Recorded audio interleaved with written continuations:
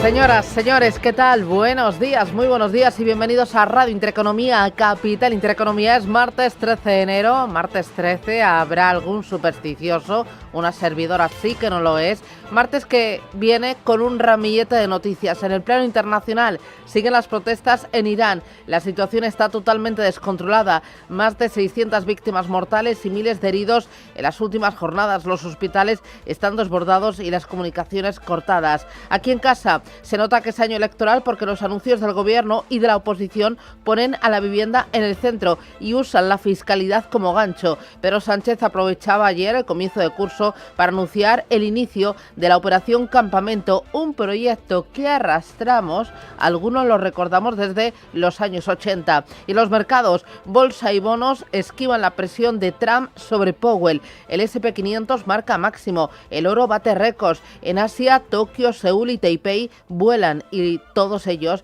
pendientes del IPC en Estados Unidos y del inicio de la nueva temporada de resultados empresariales. Eva Villanueva, buenos días. Muy buenos días, Susana. Pues sí, como dices, se prepara una jornada intensa en los mercados y todo después de haber asistido a una nueva doble corona en el principal mercado del mundo, con el S&P 500 que cerraba en esos 6.977 puntos, subidas moderadas pero subidas, y con el Dow Jones que se quedaba a las puertas de los 50.000 puntos y con un tecnológico, el Nasdaq, que marcaba máximos en 10 semanas. Y como decías, los operadores esperan a los datos de inflación y al inicio de la gran banca americana, que va a comenzar a rendir cuentas un día después de haber sufrido en sus cotizaciones la propuesta de Trump de limitar los tipos de interés en las tarjetas de créditos el próximo año. Y JP Morgan va a ser uno de los que se confiese en el mercado, y hoy los futuros se preparan con movimientos inciertos, dudas, tímida el movimiento a la baja del futuro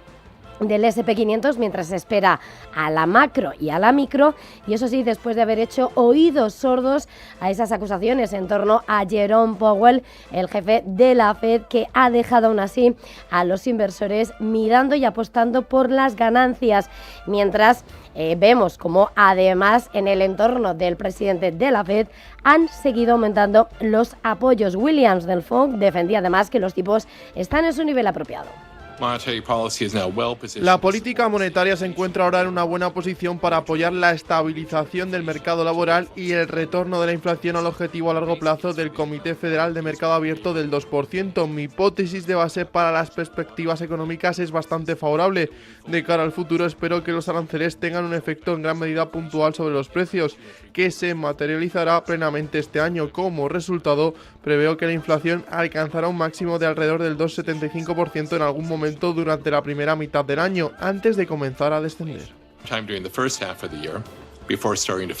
En el mercado de divisas hemos visto cómo el dólar ayer se retrocedía desde su máximo en un mes, registraba la mayor caída desde el 23 de diciembre y hasta ahora vemos cómo trata de recuperarse hasta los 98,96 unidades. Con respecto al dólar, lo tenemos al euro en 1,1661 unidades y hoy, ojo, que estamos viendo esos mínimos del yen y lo tenemos en 158,81 unidades. Todo en un escenario donde, por supuesto, hemos visto el comportamiento de los metales preciosos, y el oro, que se queda a las puertas de esos $4.600, retrocede tímidamente a los 4.591 dólares, y también con una plata que ha tocado esos máximos en el tiempo real de las bolsas. Importante ver cómo en Asia hoy lo que se están imponiendo son las compras. El índice Nikkei, que vuelve a la negociación tras el festivo de ayer, que cotiza la expectativa de elecciones anticipadas, que se dispara un 3%, 53.578 puntos, y también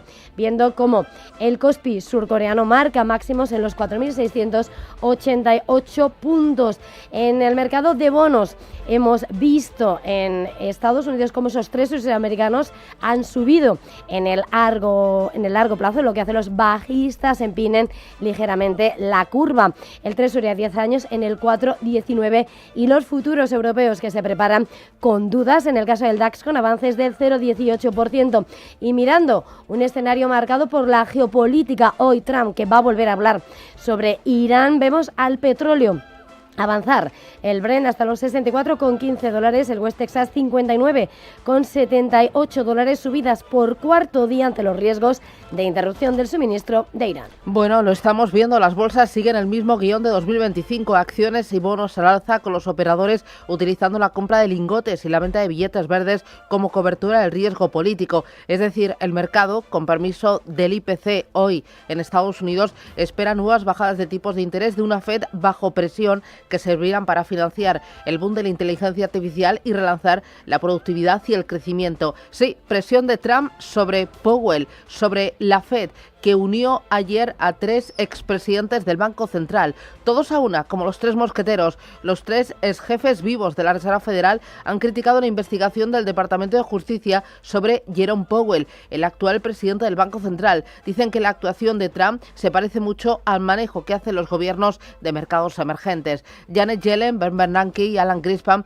han firmado una declaración criticando lo que describen como un intento sin precedentes de utilizar los ataques fiscales para socavar la independencia de la Fed.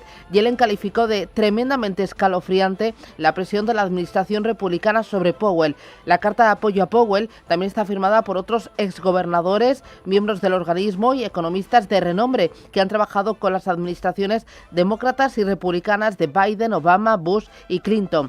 Desde la Casa Blanca, su secretaria de prensa, Caroline Leavitt, asegura que Trump no dio ninguna instrucción para investigar a Powell. ¿Cree el presidente de la Reserva Federal debería operar con independencia de él? El presidente ha dejado muy claro que cree que Jerome Powell no hace bien su trabajo. ¿Pero cree en la independencia de la Reserva Federal? Sí, y lo ha dicho muchas veces. Este es el penúltimo capítulo de acoso de Trump a Powell, que llega después de que se supiera que los fiscales han abierto una investigación criminal contra Powell por la renovación de $2.500 millones de la sede de la Fed en Washington. Funcionarios de la Fed, lo cuenta hoy Financial Times, dice que esta investigación criminal podría empujar al presidente Powell a resistir en el cargo, es decir, no abandonar en mayo y seguir como gobernador hasta 2028. Todo esto lo enfocamos y lo ponemos con otro nombre propio. En el lado empresarial es Alphabet. La tecnológica vuelve a desbancar a Apple y consigue los $4 billones de capitalización. Lo hace tras asociarse con la compañía de la manzana y también con Walmart. Solo por detrás de Nvidia, la matriz de Google recupera de nuevo el segundo puesto y la clave está en su chatbot de inteligencia artificial. Gemini, la tecnológica, se alía con Apple para integrar esta herramienta de IA en la nueva versión personalizada del asistente virtual de la compañía, Siri. Ahora los dispositivos de Apple podrán usar los servicios en la nube de Alphabet. Las dos compañías han lanzado un comunicado conjunto en el que reconocen que la tecnología de IA de Google proporciona la base más sólida para los modelos fundacionales de Apple. Alphabet también se ha asociado con Walmart, en el que integrará también Gemini en sus procesos de compra, con el objetivo de automatizarlos y mejorar la experiencia de compra de la compañía. Es una muestra más del poderío de la tecnológica en el campo de la inteligencia artificial. Gemini ya se usa en más de 650 millones de dispositivos mensuales, 200 millones más que en el verano anterior. Además, amplía este dominio, ya que Siri cuenta con más de 2.000 millones de dispositivos activos. Son las 7:09, esto es Radio Intereconomía. Este martes 13 ya de enero nos trae más noticias. Donald Trump se reúne con su gabinete para definir la respuesta a la crisis en Irán. En ese encuentro va a estar, según el Wall Street Journal, los secretarios de Estado Marco Rubio, el de Defensa Pete Hegseth y también el presidente del Estado Mayor Conjunto Dan Kane. El objetivo es responder a la represión en las protestas de Irán e imponer más sanciones al régimen tras la amenaza de Trump de una intervención militar, una posibilidad que no ha descartado la portavoz de la Casa Blanca, Caroline Leavitt. Creo que una de las cosas que es muy buena de Trump es mantener todas sus opciones en la mesa, y los ataques aéreos serían una de las muchas opciones que están en la mesa para el comandante general. La diplomacia siempre es la primera opción para el presidente. Le contó a todos la noche que lo que está escuchando públicamente el régimen iraní es muy diferente de los mensajes que recibe la administración en privado. De momento, el presidente de Estados Unidos ha anunciado aranceles del 25% a todos los países que comercien con Irán. El que ha hablado en las últimas horas es el hijo mayor del último Shah de Irán, que se ofrece para liderar una transición democrática en el país. Y un plan que permita celebrar elecciones libres y transparentes, ha dicho, en medio de las protestas que se han cobrado ya la vida de más de 500 personas. Reza Pahlavi pide a los manifestantes que continúen con esas manifestaciones. La gente está comprometida, no tenemos a dónde volver, tenemos que seguir adelante y esperamos que esta vez haya solidaridad en el mundo. Sé que mucha gente en todo el mundo ha mostrado su simpatía y apoyo al pueblo iraní. He oído a muchos líderes gubernamentales de Europa y otros lugares expresar su indignación y preocupación.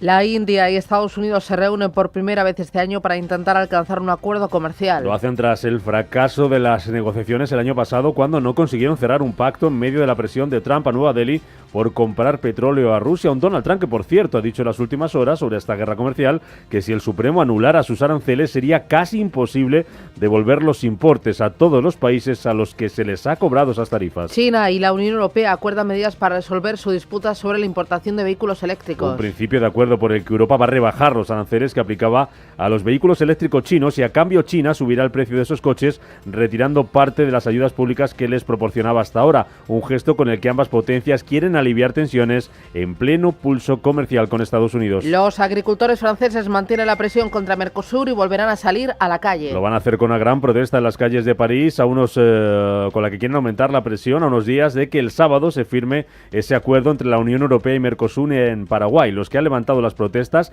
y los cortes de carreteras son los agricultores catalanes, después de que el gobierno de Salvador ya les haya prometido más controles para los productos de fuera de la Unión Europea y ayudas en el precio de los hidrocarburos. Y en clave doméstica, choque en el gobierno por los incentivos fiscales para frenar el precio del alquiler. La medida que anunciaba Pedro Sánchez este lunes, que propone una bonificación fiscal del 100% en el IRPF para los caseros que no suban el precio del alquiler. ¿Qué es lo que queremos hacer? Bueno, pues lo que queremos hacer es que todo lo que está en nuestra mano lo pongamos al servicio de que esas renovaciones de los alquileres se produzcan sin un incremento de los precios de los alquileres. Y por eso, a todos los propietarios y propietarias que no especulen y que por tanto no aumenten el precio del alquiler, les vamos a dar una bonificación fiscal completa, es decir, del 100% el impuesto de la renta de las personas físicas, que compensará lo que ganarían si incrementaran ese precio del alquiler. Una medida que rechazan desde Sumar, el principal socio del gobierno. La formación que dirige Yolanda Díaz lamenta que esa propuesta suponga regalar dinero público a los rentistas. Pablo Bustinduy es el ministro de Derechos Sociales y Consumo. Es ineficaz, es injusta y no es adecuada. Una fórmula que nosotros no compartimos.